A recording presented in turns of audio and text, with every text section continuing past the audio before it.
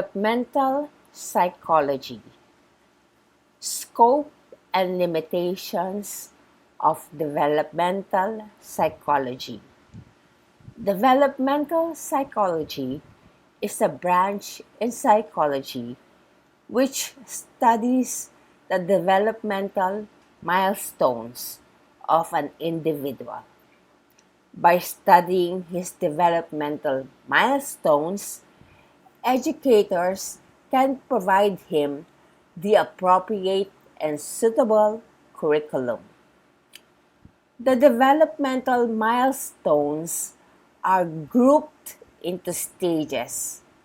We can expect certain milestones to appear at a particular age range in a normal or average person.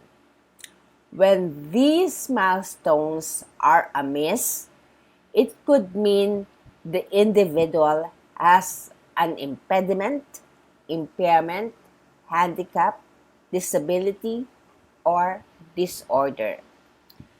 To create a successful and practical curriculum, we must first identify the aptitude, talent, and skills of an individual or his demographics. The same goes with children or people with special needs. The identification of aptitude, talent, and skills are beyond the scope of developmental psychology. What we will discuss here only are the general milestones to be expected for every age category. Jean Piaget's theory on cognitive development.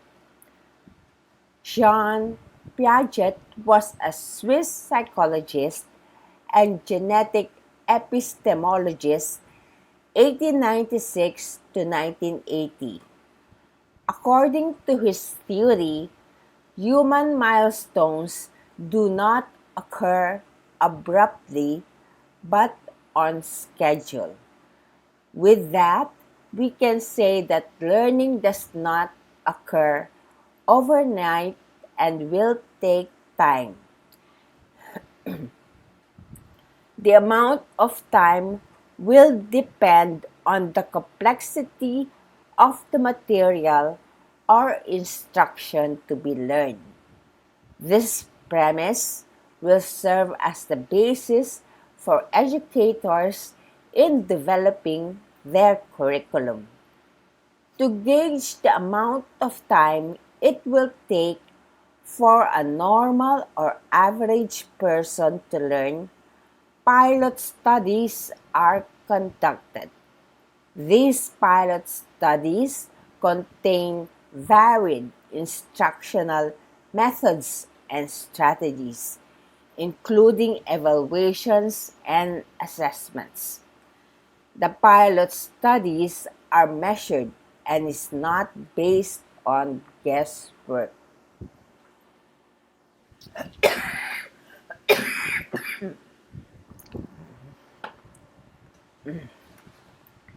Developmental stages.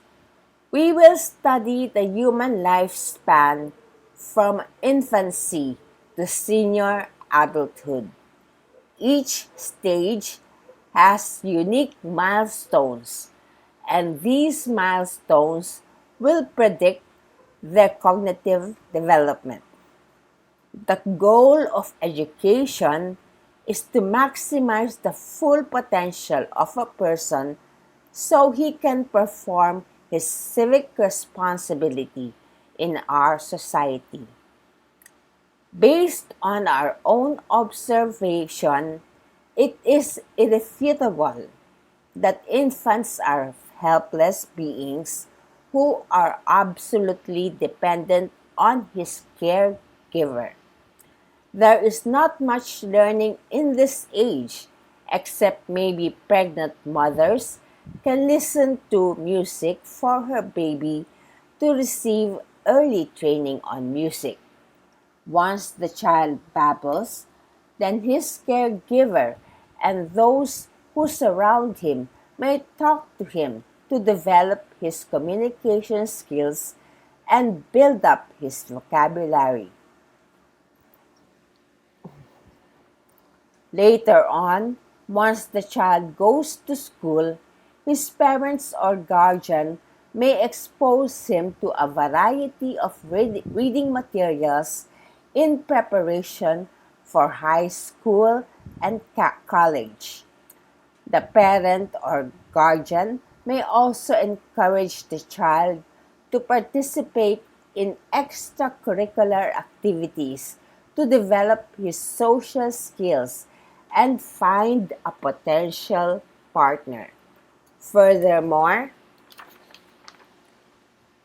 the parent or guardian can encourage the child to engage in sports to keep to keep fit and to find an outlet for creative expression to avoid boredom. A human being regresses once he reaches senior adulthood. He is almost like an infant who needs to be cared for by a caregiver. This is the time when a senior adult needs the support of his family throughout his aging years until his death.